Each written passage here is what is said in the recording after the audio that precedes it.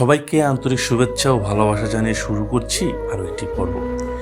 এটি আমাদের প্রাণের বিদ্যাপীঠ বাগবাড়ি মধ্যপাড়া হাই স্কুল, অর্থাৎ আব্দুল জলিল স্মৃতি উচ্চ বিদ্যালয়।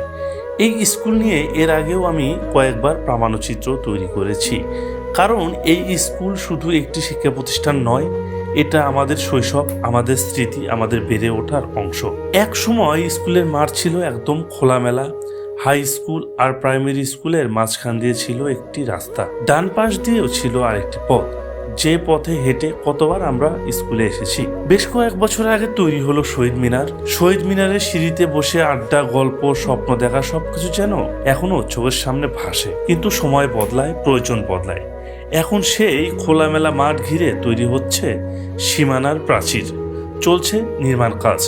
ইট, বালু, সিমেন্ট নতুন রূপ নিচ্ছে আমাদের প্রিয় স্কুলের প্রাঙ্গণ।